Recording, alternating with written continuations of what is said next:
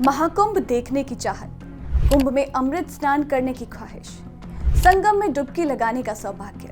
कुछ ऐसा ही सोचकर मौनी अमावस्या पर प्रयागराज की ओर निकले थे श्रद्धालु, मगर नियति को कुछ और ही मंजूर था। मौनी अमावस पर वो प्रयागराज में चल रहे महाकुंभ में पहुंचे, लेकिन कुछ श्रद्धालु एक ऐसे हादसे का शिकार हो गए जिसकी शायद किसी ने भी कल्पना नहीं की होगी। इस अमृत स्नान के लिए करोड़ों श्रद्धालु कुंभ पहुंचे। ब्रह्म मुहूर्त में स्नान के लिए संगम नोस पर इस कदर भीड़ उमड़ी कि भगदड़ मच गई और 30 श्रद्धालुओं की जान चली गई। इस हादसे के बाद जहां एक तरफ शोक की लहर थी, वहीं एक तरफ कुछ सवाल भी उठ रहे थे। प्रशासन ने पहले से ही अनुमान जताया था कि करीब 10 करोड़ श्रद्धालु इस दिन यहाँ पर आएंगे। इतनी भीड़ के वहां पहुंचने का पहले से ही अंदेशा था, तो फिर आखिर इतना बड़ा हादसा कैसे हुआ? इसके पीछे क्या बड़ी वजह रही? तो चलिए जानते हैं वो बड़ी वजह जिनके चलते ये हादसा हुआ। न्यूज एजेंसी पीटीआई के मुताबिक इस हादसे के पीछे बताई गई वजहों में से पहली है श्रद्धालुओं का संगम नोस की तरफ भेजा जाना। दरअसल मेले में आ रही भीड़ को कंट्रोल करने के लिए प्रशासन ने होल्डिंग एरिया बनाए थे, मगर शायद उनका इस्तेमाल नहीं किया गया। अमृत स्नान के लिए आने वाले श्रद्धालु अपनी सहूलियत के हिसाब से किसी भी जगह पर समय बिताने के लिए रुक रहे थे।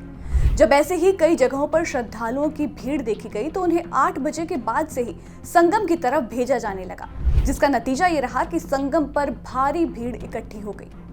वहीं महाकुंभ में आने वाले श्रद्धालुओं के लिए प्रशासन ने 30 पॉन्टून पुलों को तैयार किया था, मगर इनमें से 10 पुलों को जनता के इस्तेमाल के लिए खोला ही नहीं गया, जिसके चलते श्रद्धालुओं को काफी पैदल चलना पड़ा और नतीजा ये रहा कि यात्री थक कर संगम नोस पर काफी देर तक रुके रहे और वहां पर भीड़ जमा हो गई, जिसके चलते ये हादसा हो गया।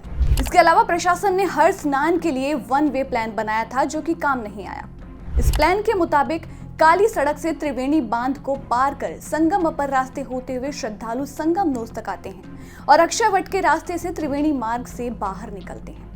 अब इस प्लान के चलते संगम अपर पार्ट पर श्रद्धालुओं की भीड़ बनी रही और उस एक रास्ते से ही लोगों का आना और जाना बना रहा।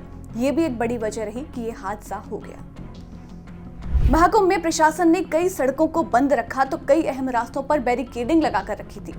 लगातार चलते चलते लोग थक गए और इस हाल में वो संगम के किनारे ही बैठ गए और फिर वहां पर भीड़ जमा हुई और भीड़ जमा होने के बाद में भगदड़।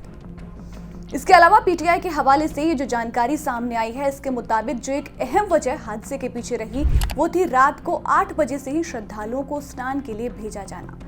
दूर दराज से आने वाले श्रद्धालु ब्रह्म मुहूर्त में स्नान के लिए जल्दी संगम आ जाते हैं और फिर वहीं पर आराम करते हैं।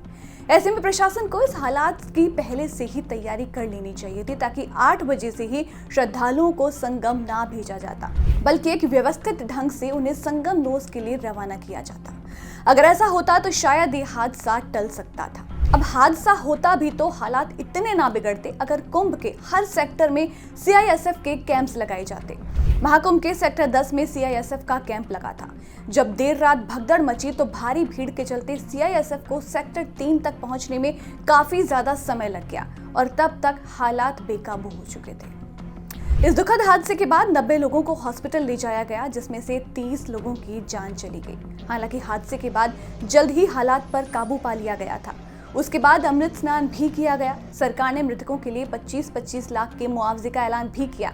वहीं मामले की न्यायिक जांच के आदेश भी जारी किए जा चुके हैं। मगर इस हादसे में अपनों को खोने वालों के मन में कुछ है तो बस दुख, निराशा और बेचैनी। काश ये हादसा ना हुआ होता।